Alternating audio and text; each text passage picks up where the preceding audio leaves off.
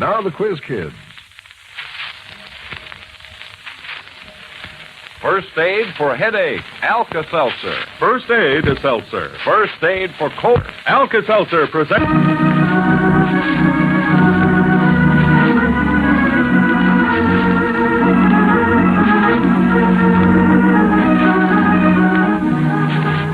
Yes, here they are, the youngsters who have Sitmatic every Sunday.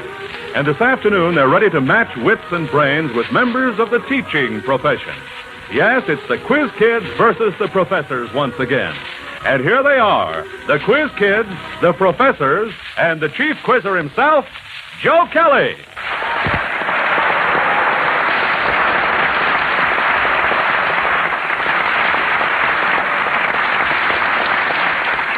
Thank you, Bob Murphy, and hello, everyone. Yes, the Quiz Kids are competing against a board of professors from Northwestern University this afternoon, and we're calling class to order in the beautiful Technological Institute auditorium here on the university campus in Evanston, Illinois.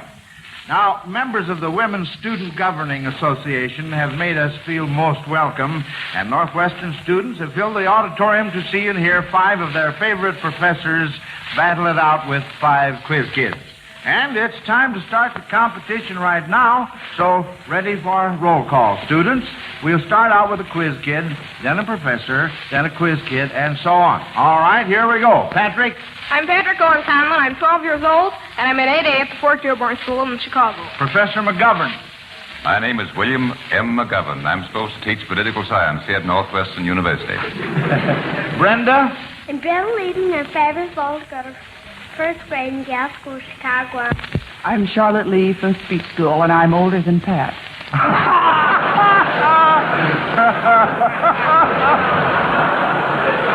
Oh, that's cute.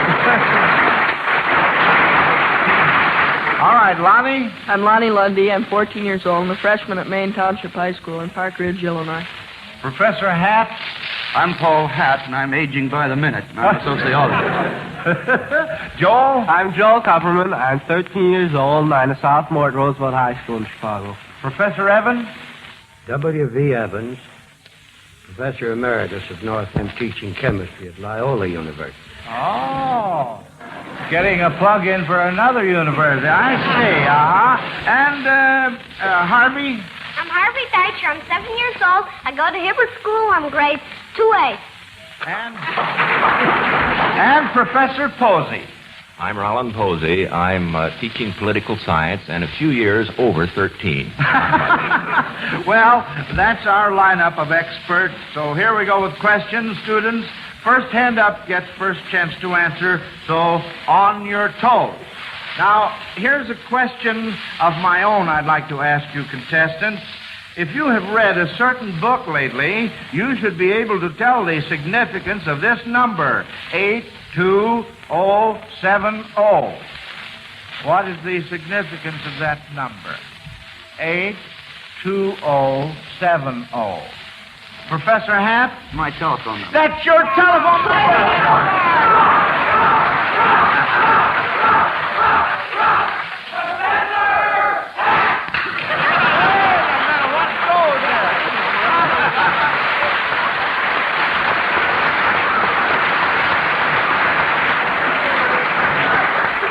Sounds like the professors have brought their own cheering section.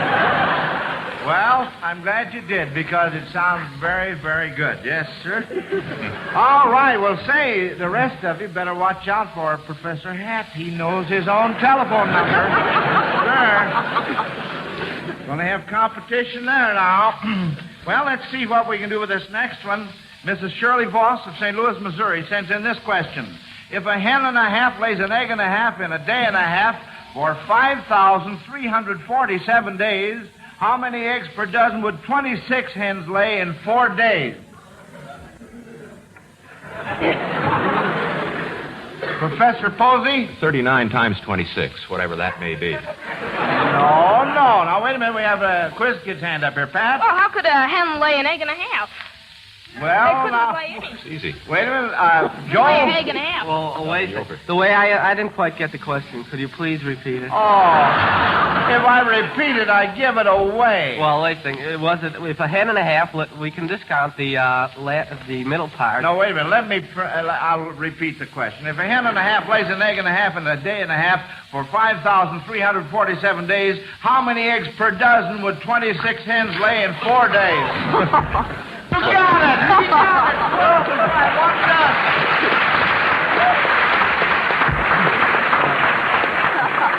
How do you like that? That's wonderful. I only had to repeat it once. All right, well, so far so good. Now, here's a tough-sounding question from Mrs. Leslie Jackson of Chicago. You are to identify the scientist who originated each of the following formulas. Here's the first one.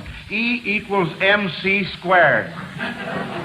Joel? Well, I believe that's Einstein's formula. That's right, absolutely. That's very good, Joel. Now, how about the 47th proposition in Euclid? Professor McGovern? Euclid. I know. I'm sorry. I can't accept that. Joel? Well, I believe that's the Pythagorean theorem, so it'd be Pythagoras. That's just what it is. Yes, sir. That's absolutely right. Professor McGovern, it wasn't because you couldn't pronounce that, was it? That may have been it. All right. Well, how about this last one? F equals K over V. How about that formula? F equals K over V. Well, let's see. I might give you a little hint. F stands for fish. K... Professor Evans? I did. You what? I originated that. That's absolutely...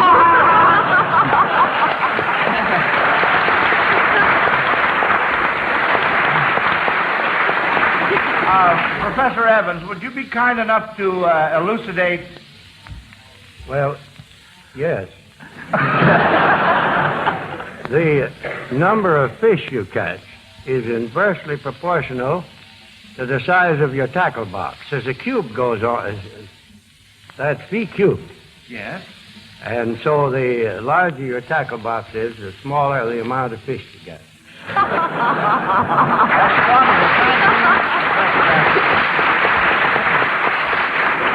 Well, because you answered that last question correctly, we're sending Mrs. Leslie Jackson of Chicago Zenith table model radio phonograph. Now, this is really a beautiful Zenith, friends. I'm sure you'd like to own one. The record player has the famous Cobra tone arm with three-way automatic record changer for all types of records, and the fine radio gives a deep, rich tone. Now, this Zenith is always Alka-Seltzer's award when your question is answered correctly on our radio program. But when it is missed, you have your choice between the Zenith Garfield television set and the large console Zenith radio phonograph combination.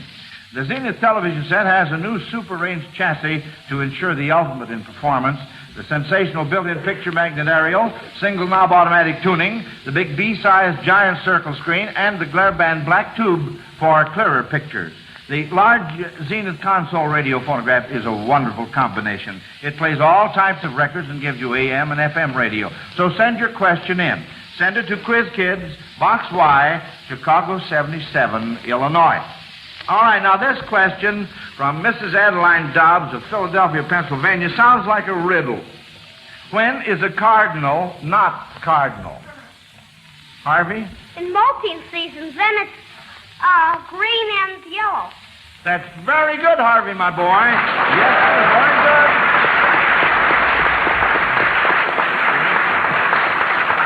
Yes, sir, that was fine for a little 7-year-old boy. Now then, this question from Mrs. Gail Fredericks of New York requires a slight knowledge of mathematics and a lot of imagination. Describe a girl by using terms found in mathematics. Who would like to start this off? Professor Hatt? Curves. What? Curves. Curves, I see. Well, that's a fair starter. Patrick? Well, might be a sweetie pie. A sweetie pie. I get it. Sweet as an Pie, ice cream yes. cone. Huh? Sweet as an ice cream cone. Cone, yes. Joel? Oh, you might say she has the right altitude, not too large an area.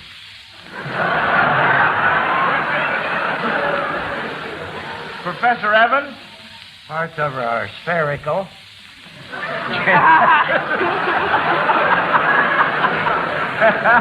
Lonnie? I can't get to first base with her. I can't get to first base with her. And Pat, do you have another one? Well, you could say something about Angle. Yes, if you wanted could. Yes.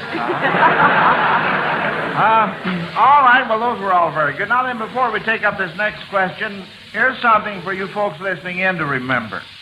First aid for cold discomfort, Alka-Seltzer. Yes, if you feel a miserable cold coming on, if someone in your family is catching cold, think first of Alka-Seltzer. It's first aid for cold discomfort. Yes, begin at once to take Alka-Seltzer according to the directions on the package. See what wonderful relief it can give from the ache-all-over, feverish misery of a cold. Rest and take care of yourself and avoid drafts, for these measures are important too. And remember, if your cold causes a raw, raspy, sore throat, dissolve 2 Alka-Seltzer tablets in a quarter glass of warm water and use this solution as a pleasant and soothing gargle. Now, be sure you have an ample supply of Alka-Seltzer so you can get the most good out of it when you have a cold. Your druggist has Alka-Seltzer in 30 and 60-cent size packages. Ask him for 2 packages instead of 1. That's good advice, and if you heed it, you'll have Alka-Seltzer when you need it. Yes, sir. Thank you, Bob. And now, class, here's the next puzzler from our Alka-Seltzer question box. Since this is Palm Sunday, Mrs. Montgroves of Houston, Texas, has thought of this question about churches. Can you name 2 operas in which a scene occurs in the interior of a church? Brenda? Well, in the Meistersingers by Richard Wagner, it opens up in a church. That's right. In Waltz by Charles Gounod, it at the end, it's at the St. Catherine's Church. Yeah. And in Waltz by Charles Gounod, there's St. Andrew's Church, I think. That's very, very good. Nice going, Brenda.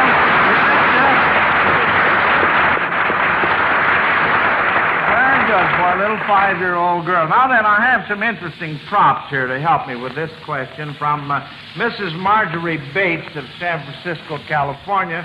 And you are to tell me who you might associate with these hats. Let's see, maybe if I put them on. Now, don't laugh. It might give you a better idea of how they look. All right, Professor Posey? That's Al Smith, Brown Derby. Al Smith, Brown Derby, that's right, because the color of it was the clue. Now, let's see what else we have here. Oh, let's see. Oh, here's, the next one is a lady's hat. Yes. I'll wait just a second now. Don't get impatient, because this looks like a sort of a banana split turned upside down or something. If I can just get the chin piece on... Oh, wait, don't laugh yet now. Professor Lee? That's a Princess Eugenie. Thank you very much. That's right, absolutely. Now then, on this last one, this, wait just a second, this front here...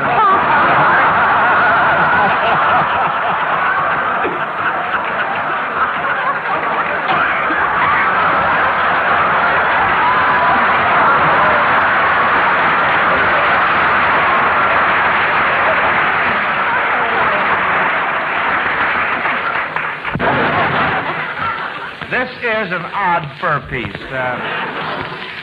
Professor Montgomery.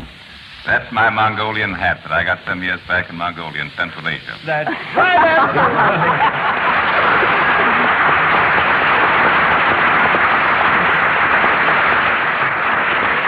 I guess almost everybody on the campus recognizes you in that hat. It's really a dandy, all right. We had quite a time smuggling it out of your house, so you wouldn't know anything about it. All right. Well, now then, Mrs. Christine... oh, wait, I'll put my own hat back on here. There. Mrs. Christine Green of Los Angeles, California, points out that this is the time of year people begin turning over the pages of their seed catalogs. Now, this question is to see whether any of you would make good farmers. I'll read the names of 2 varieties of a certain vegetable. You identify the vegetable and try to name a 3rd variety. Here we go. First, Marglobe beefsteak. Professor Posey? Tomatoes. Tomatoes. Can you give me a third? You could add Rutgers or Bonnie Best or many others. Very, very good. Nice going. How about this last part of the question? Mammoth White Cory, howling mob. Mammoth White Cory, howling mob. Professor Posey? My guess is corn. Corn, your guesser is very good.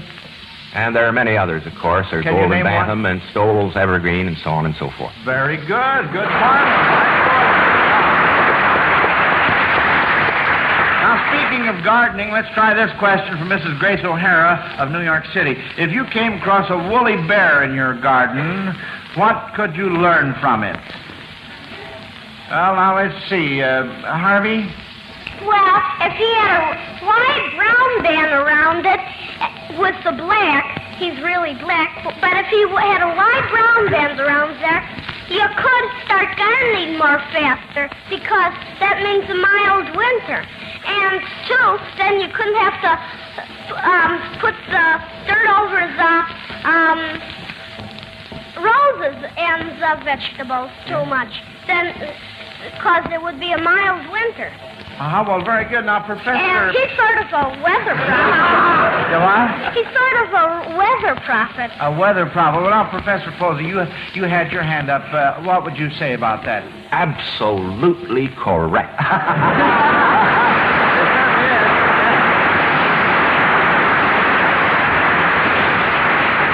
We'll go into our English class for this next question from Mrs. Gladys Mills of Pittsburgh, Pennsylvania. See if you can identify the authors of the following quotations. You must get 2 out of 3. In each instance, the quotation begins with the word O. Here's the first one. O powerful western fallen star, O shades of night, O moody tearful night, O great star disappeared, O the bar. Not a hand up. Is your hand up, Professor Lee, or are you just sort looking of. on the tape? Huh? Yes, sort of up. That might be from Whitman's When Lilacs Lies in the Dooryard Bloomed, or it's... That's just what it's from. That's right.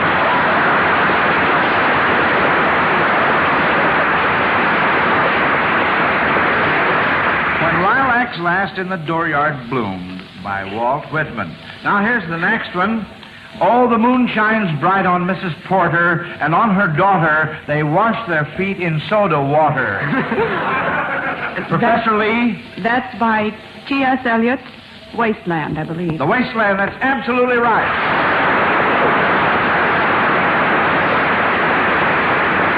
Now we have 2 of them. Here's the third one. Oh, that this too solid flesh would melt, thaw, and resolve itself into a dew. Patrick? Well, that's from the play Hamlet, but William Shakespeare wrote that. That's right, by Shakespeare.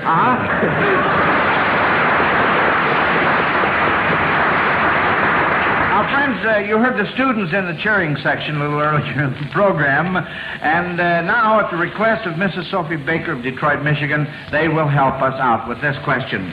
You will hear a cheer that mentions the mascot of some university, and you are to identify the university. All right, here's the first one. Yay! Rock! Baker! Boy, look at the hands go up real quick there. Let's see. Professor Posey's hand was first. University of Wisconsin. Badger's their mascot. That's right. Professor Lee, weren't you on the faculty at Wisconsin? I was just a student there one summer. Oh, I see now. Well, I just wanted to clear that up. Let's see now. Here's the next one. Let's listen. Rock, rock, rock, rock, rock, rock, rock. Yay, liar! Pat's hands up first. Columbia, for one. There are probably some others. Columbia, that's very, very good. Professor Evans, weren't you on the faculty at Columbia? I was a graduate student. Oh, I see.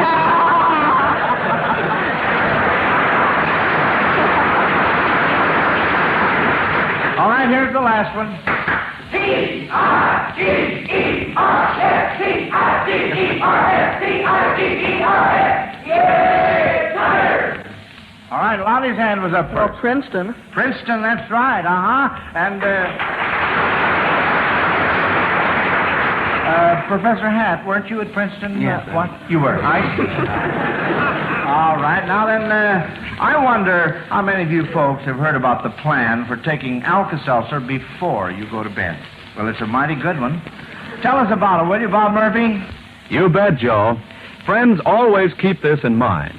First aid for acid indigestion, Alka-Seltzer. Then, when late hours and a good time with good friends call for late refreshments, remember these can sometimes add up to discomfort the next morning. So after that late party, before you go to bed, drink a glass of sparkling, refreshing Alka-Seltzer. Yes, take Alka-Seltzer before you go to bed. Let Alka-Seltzer relieve acid indigestion, and as a result, you'll sleep better and you'll wake up feeling better the next morning. That sounds like a wonderful idea, doesn't it? And it is. Just try it and see. Take Alka-Seltzer before you go to bed. See about that Alka-Seltzer supply now, folks. And remember, if those tablets are down to 4, that's the time to buy some more. Some more Alka-Seltzer.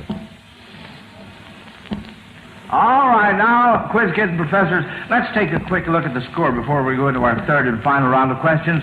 The judges say that the quiz kids are 120 points and the professors are 130 points. Hey!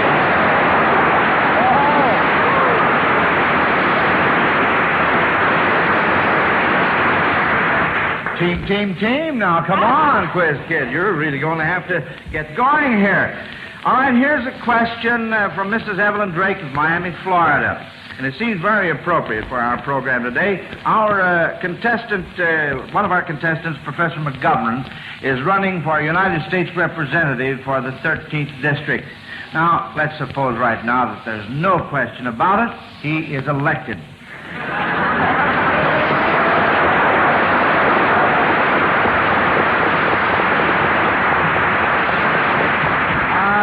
See if any of you can name 8 of his colleagues from Illinois.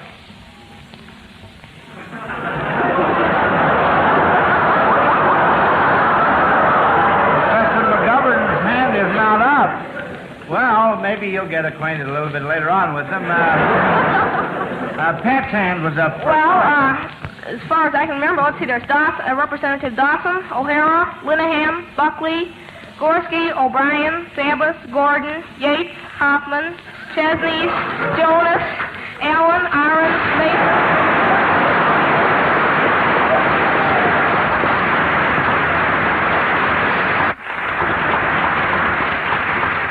Very good, Patrick, my boy. Now, Professor McGovern, now you know who they are. Yes. Glad to meet you. All right, now then, Mrs. Emma Foster of Los Angeles, California, directs this question to our panel of professors. She wants to know if there's anything to this absent-minded professor idea. We'd like to hear your arguments, pro and con, on this. You may use yourselves as examples, if you like. Or, who would like to... All right, Professor Evans. There's not... Well, you've got to tell me more than that. Absent-minded. What? They're not absent. Mm-hmm. Well, let's see, Professor Posey. I disagree. Professors at times concentrate so thoroughly upon what they're doing, they seem to be absent-minded so far as other things are concerned. Uh-huh. So you think that they are absent-minded? I could even cite myself. Oh? In what respect? Leaving my car and taking the bus home at the end of the day.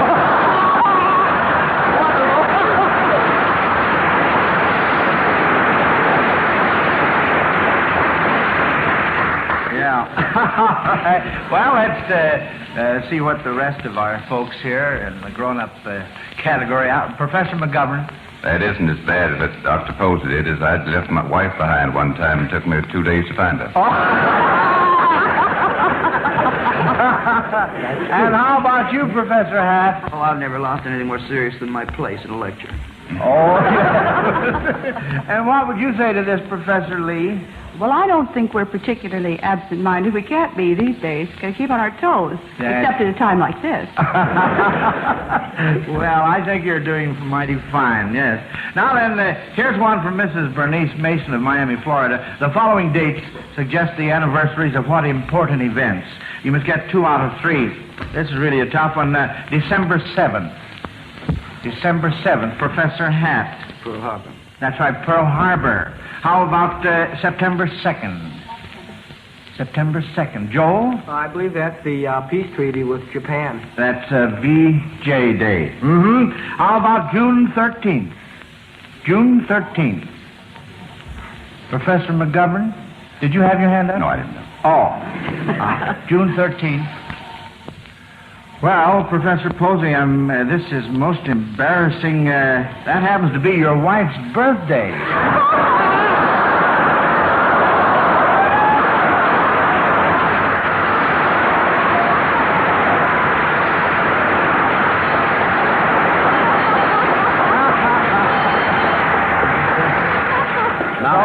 I'm afraid to go home. Beg pardon? I'm afraid to go home now. I'm inclined to think we all agree with you that what you said professors are absent-minded. Well, of course, you all heard the school bell. That means our question session is over, class. This next puzzler is for the judges. Which team won? The professors or the quiz kids? And here is the answer. The judges report that as a class, you didn't miss any questions this afternoon. The quiz kids come up with a score of 140 points, and the professors 160. Howdy.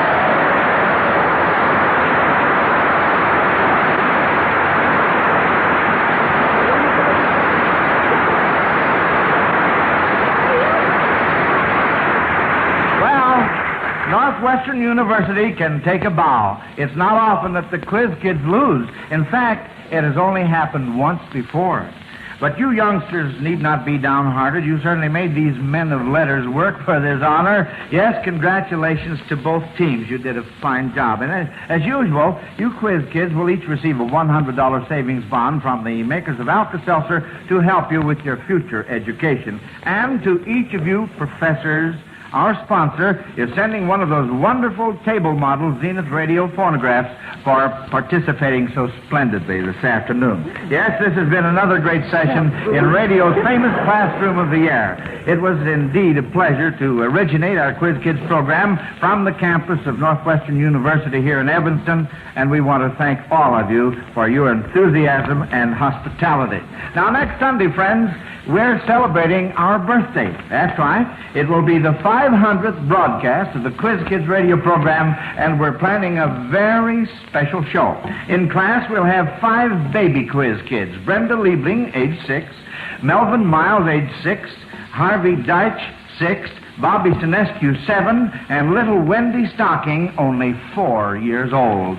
Yes, sir, it looks like the Easter Bunny is going to have his hands full, to say nothing of poor little me. And we'd like to have all you listeners on hand to help us celebrate on this special day in school, so plan to be with us, won't you? Yes, we'd like to mark you present in class Easter Sunday. So until then, this is Joe Kelly dismissing class. Goodbye, kids. Right, Mr. Kelly? Goodbye, professors. Goodbye. Don't take chances. Take One-A-Day brand multiple vitamin capsules. Lack of vitamins pulls you down, makes you feel and look dull and listless.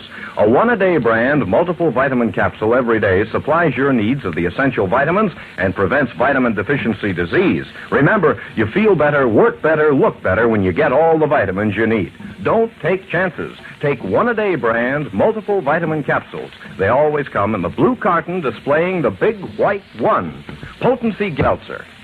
Listen to the Quiz Kids Coast to Coast every Sunday afternoon and see and hear Alka-Seltzer's Quiz Kids television show over NBC. Consult your local newspaper for time and station. This is Bob Murphy speaking. Tonight, Cornell Wilde and Walter Houston star on Theater Guild on NBC.